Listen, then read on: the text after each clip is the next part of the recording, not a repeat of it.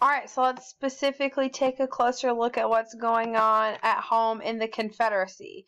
So we know the biggest struggle for the Confederacy is going to be economics, right? That's really how the North is trying to target them with the Anaconda Plan and cutting them off from trade with Europe, and that was really one of the biggest problems for the Confederacy, was with cotton diplomacy backfiring on them economically speaking. So we know obviously most factories are in the North, so the South is having a difficult time manufacturing the goods that they need. So manufactured goods are going to be harder to come by. The supply of that is going to be lower. At the same time, we're also going to see the supply of food become lower. The food production is actually going to drop because invading Union armies are going to make farming very difficult, slashing and burning crops and plantations and farms and things like that. So pretty much every good out there is going to become, it's going to be on a lower supply. While that is happening, to pay for the war, the Confederates start printing huge sums of money that wasn't really backed up by a lot of gold, and that's going to cause inflation, right? The government's also going to be selling bonds that they can't really pay back, so they're trying to pay for the war on credit. So the Confederacy is seeing inflation as well as a growing national debt at the same time as their supply is low.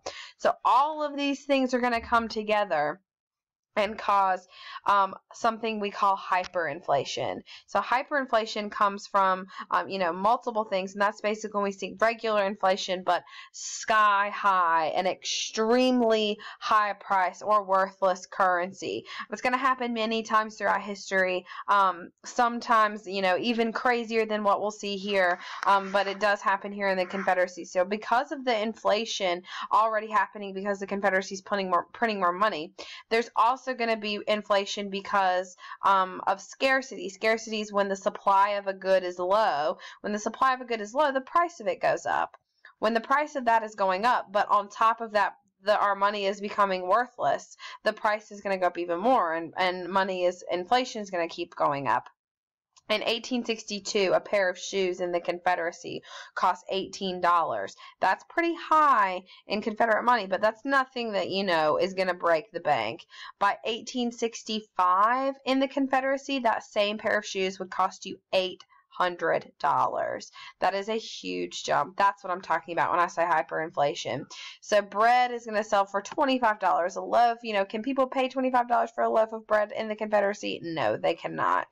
So this is going to cause a lot of problems for families. We're going to see bread riots. These are basically riots, people, outraged at the prices of food.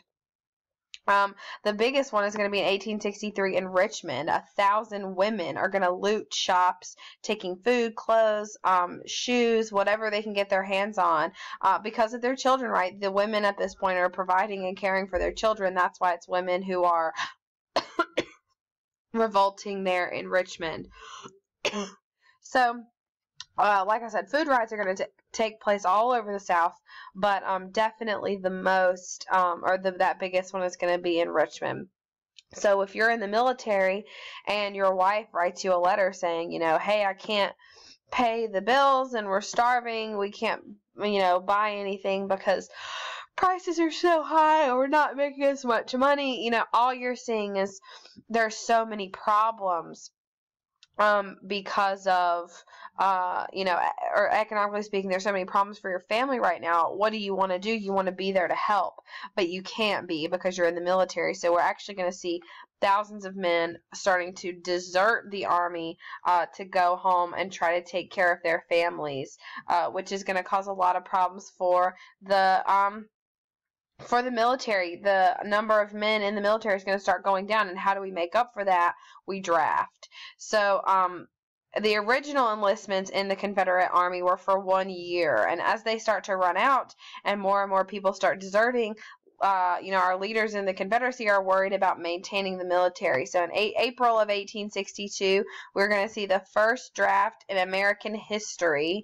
And so the draft enlistments for the Confederates basically it extended enlistment to be 2 or more years. So if you were drafted, you would serve for at least 2 years.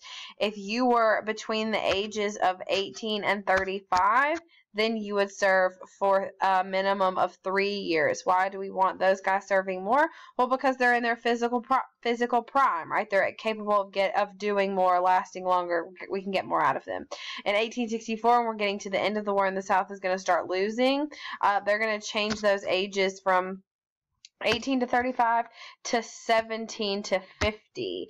So we're going to see a huge number of people who are even older being asked to, or really forced to serve in the military and asked to serve for 3 years. Now, there are a couple of exceptions to get you out of the draft. Like today, if the draft was to happen, there are ways to get out of the draft, and back then it's the same, but obviously the ways to get out of the draft are not the same. There are 3 ways to get out of the draft in the North. Number 1, if you had a job that made you critical to the war effort at home. So like if you were running a railroad, or if you were working in an ammunition factory, or something like that, you contribute to the war effort at home, so you can keep doing that. The second thing is if you were the overseer on a large plantation.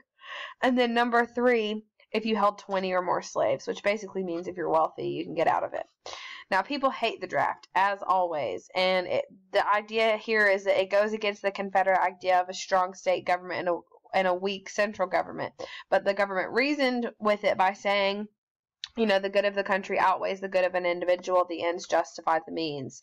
But that doesn't stop people from being angry about it. The governors of Georgia and North Carolina actually try to block the draft in their states. So not even every politician was on board. Draft dodgers and deserters are going to try to overthrow local governments in some places, and it's going to get so crazy that martial law even has to be instituted in some places.